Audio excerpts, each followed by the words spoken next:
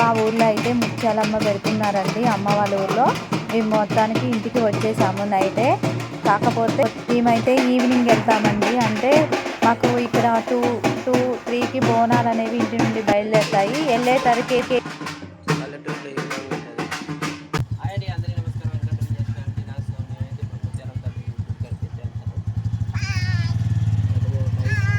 వెళ్ళేసరికి నైట్ 7-8 అవుతుందండి. అందుకే మేము అప్పుడు తీసుకొని వెళ్తాము. ఇప్పుడైతే బోనాలు వెళ్తున్నాయి అని చెప్పేసి మా పిల్లల్ని అయితే రెడీ చేశాను. అది ఎలా రెడీ చేశానో కూడా ఈ వీడియోలో ఉంది. మొత్తానికైతే పెబ్బండి అయితే ఇంటి ముందుకు వచ్చేస్తుంది. ఇట్లా బోనాలతో సహా ఇంటింటికి ఇలా బజార్లు తిరుగుతాయండి. ఎవరింటి నుండి బోనం వచ్చిందో వాళ్ళని తీసుకొని మళ్ళీ వేరే బజారుకి ఇలా అన్ని బోనాలని డప్పులతోని పెబ్బండితోని బయలుదేరుతాయండి. ఇదైతే ఇక్కడ ప్రాసెస్ అండి. అంటే ఒక్కొక్క ఊర్లో ఒక్కొక్క తీరుగా ఉండొచ్చు. ఇదైతే అమ్మ వాళ్ళ ఊర్లో అయితే ఇలాగే జరిగింది. ఇక మా చిన్నమ్మీనైతే మామూలుగా దేవుడు వస్తుందని చెప్పేసి ఎమ్మటే వెంటనే లంగా ఓని వేసేసాను. ఇంకేం రెడీ చేయలేదు ఆమెని. ఇంకా మా ఇంటి ముందుకైతే పెబ్బండి వచ్చేసింది. అమ్మ అయితే బిన్నెని శుభ్రంగా కడిగి నిండుగున్న నీళ్ళు అయితే పట్టేసి ఉంచింది.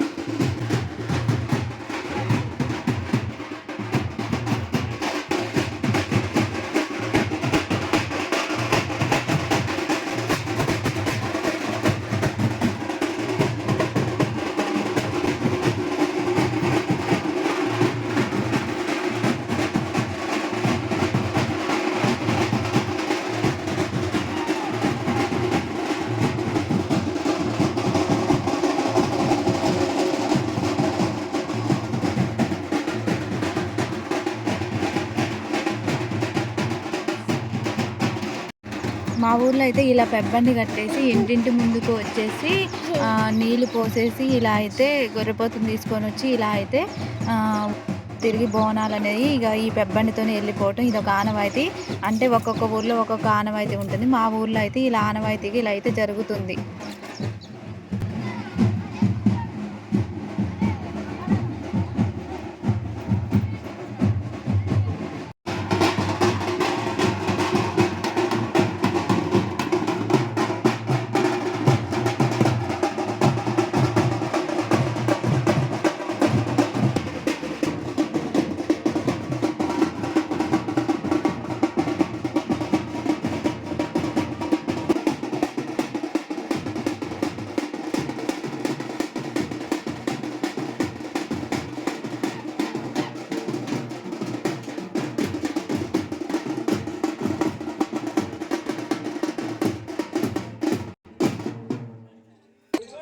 మేఘాలు చూడండి. ఈ ఊరు పల్లెటూరు అంటే ఇదేనేమో. చూడండి, ఇంటికి ఒక చెట్టు ఉంటుంది. ఇల్లు కాని రాలేని చెట్లే కానొస్తాయి ఇంటింటికి. ఊరు మొత్తం ఎతికినా ఇంటికి 2-3 చెట్లు ఉన్నాయి. వేప చెట్లు, కొబ్బరి చెట్లు, టేకు చెట్లు కానీ చెట్లే కానొస్తాయి. పల్లెటూరులో ఈ విధంగా ఉంటుంది. సిటీలో ఇంటికాని ఇల్లు ఉంటాయో చెట్లు లేవు.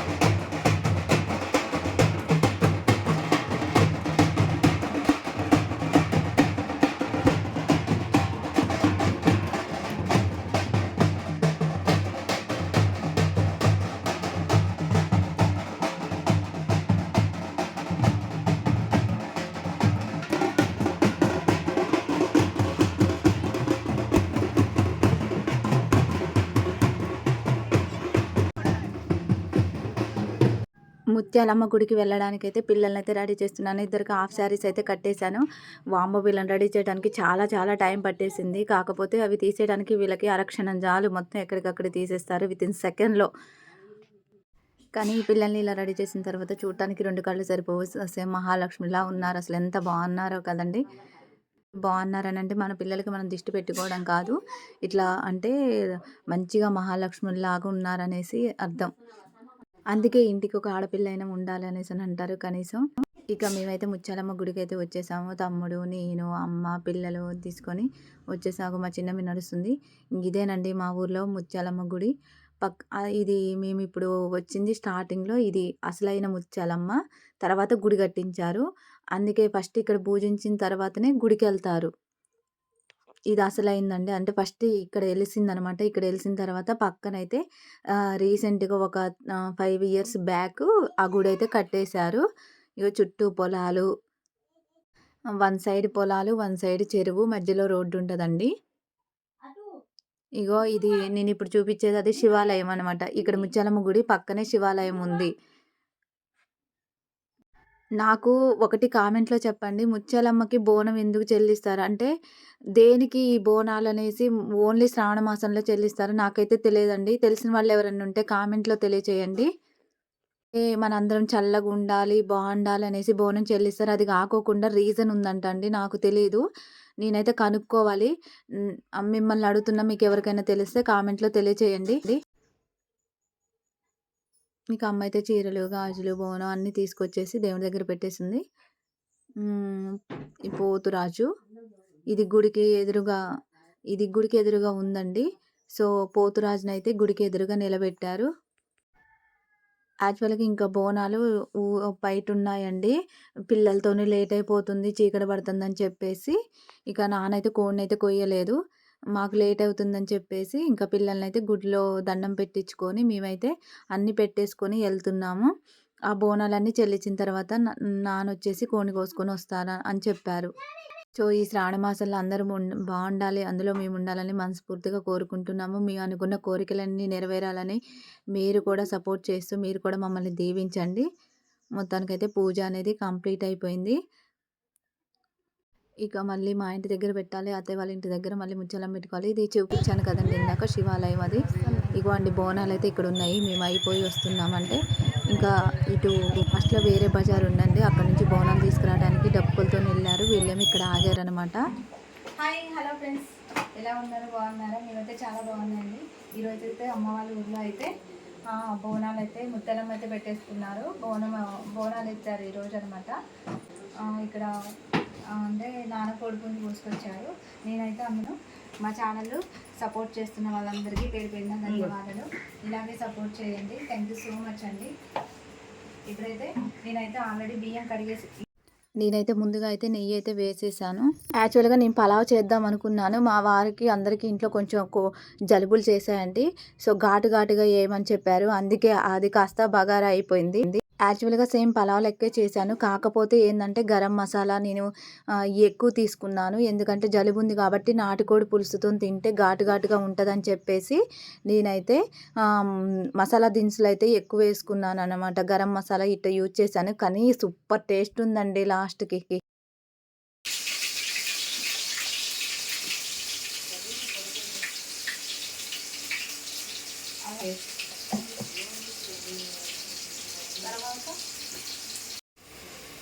ఇది గరం మసాలా అంటే ధనియాలు, దాల్చిన చెక్క, లవంగాయలు అన్నీ పట్టేసేమనమాట. పట్టేసి ఒక డబ్బా పెట్టుకున్నాము.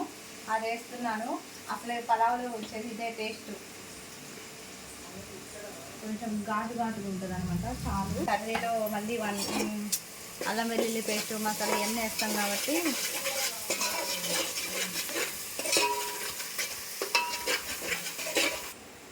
మగ్గేసింది కదండి. ఇప్పుడైతే వాటర్ అనేది యాడ్ చేస్తున్నాను. ఆల్రెడీ ఒక తిన్నాను సార్. ఇది అయిపోయింది ఎసరు. గుమగుమ వాసన వస్తుంది. స్మెల్ అయితే తిన్న తర్వాత ఎట్టుంటుంది అనేది తినకముందే స్మెల్ బాగా వస్తుంది. సో ఇప్పుడు ఇక మూత పెట్టేసుకోవాలి. గరం మసాలా పలావ్ ఇప్పుడు మూత పెట్టేసుకొని ఇప్పుడు కలుపులాడుతుంది కదండి, అలా ఉంచేసుకున్న తర్వాత ఈ బియ్యం అనేది యాడ్ చేసుకోవాలి. యాక్చువల్గా మనమైతే పలావ్కి అయితే మామూలుగా లవంగాయలు, యాలకులు, అల్లం వెల్లుల్లి పేస్టు, కొంచెం ధనియాల పొడి యూజ్ చేస్తాము. కానీ ఇట్లా జలుబు చేసినప్పుడు ఎక్కువ ధనియాల పొడితో పాటు గరం మసాలా అనేది యాడ్ చేసుకుంటే నాటుకోడి పులుసుకి అయితే అద్దురుసండి. తిన్న తర్వాత తెలిసిద్ది.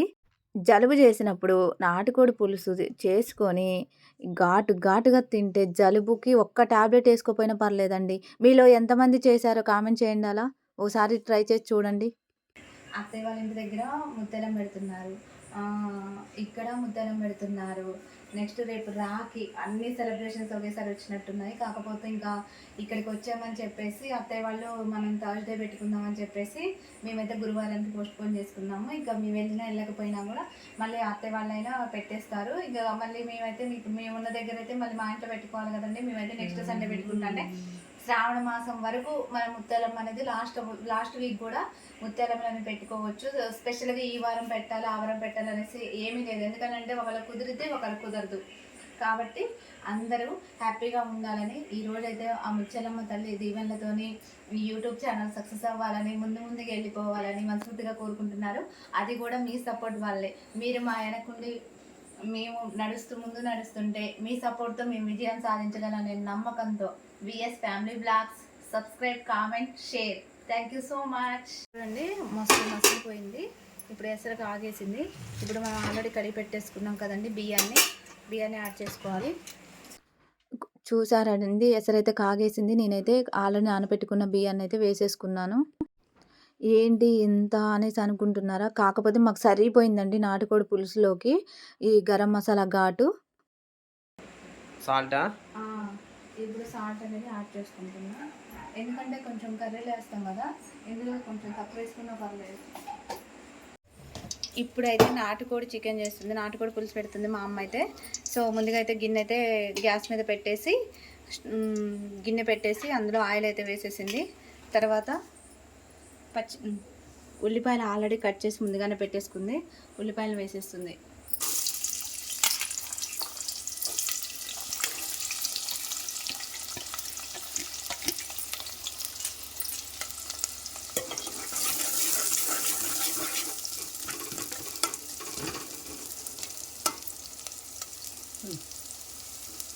ఇది బాగా మగ్గాలన్నమాట. చికెన్లో ఉప్పు, ఎంతైనా నాటుకోడి పులుసు వేరే లెవెల్ అప్ప. తర్వాత పసుపు, ఆల్రెడీ చికెన్కి పసుపు రాసి కడిగేస్తారనమాట. కోడికి కూడా చికెన్ రాస్తారు, మళ్ళీ చికెన్లో పసుపు వేసి కడిగేస్తుంది అమ్మ. అందుకే కొంచెం ఇందులో తక్కువ వేసుకుంటుంది. అల్లం వెల్లుల్లి పేస్ట్లో కూడా మళ్ళీ పసుపు, ఉప్పు వేసుకుంటుంది.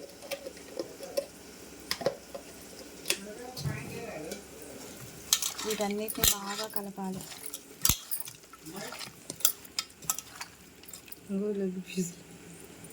మా పిల్లగాళ్ళకి లెగ్ పీసులు కొట్టారు మా డాడీ, మా నాన్నగారు. ఇలా ఏ ముక్కకు ఆ ముక్క పట్టాలన్నమాట మొత్తం. అల్లం వెల్లుల్లి పేస్ట్. కారం అయితే ఇప్పుడు వేయదండి మా అమ్మ. చాలామంది కారం కూడా అందులో కలిపేస్తారు కదా. ఇది బాగా మగ్గిన తర్వాత అప్పుడు కారం వేస్తుంది. ఇలా కలిపేసి అయితే పక్కన పెట్టేస్తాను.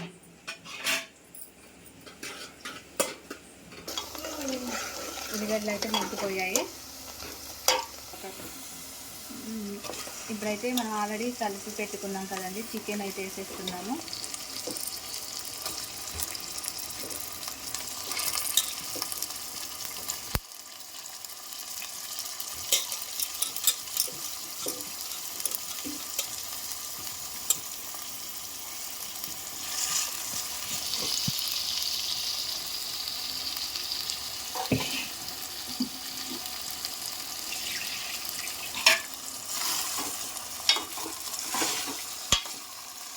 ఇలా మొత్తాన్ని కలిపేసుకోవాలి.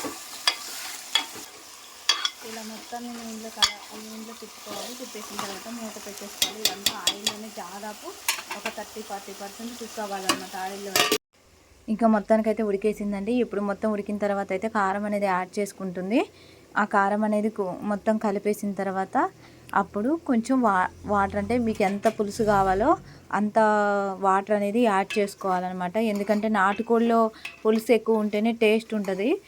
మన బాయిలర్ కోడి అయితే కొంచెం ఇట్లా దగ్గరగా ఉంటుంది. కానీ ఇది నాటుకోడి అయితే మనకి పులుసే ఆ టేస్ట్ అండి. గారెలలో కానీ వైట్ రైస్లో కానీ ఇట్లా ఘాటుగా కానీ చేసుకోవచ్చు.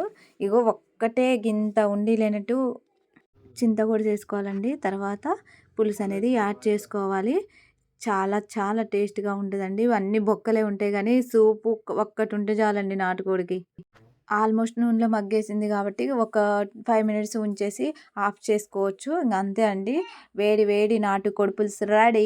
ఎలా ఉందో కామెంట్ చేయండి. Thank you so much. VS family blog.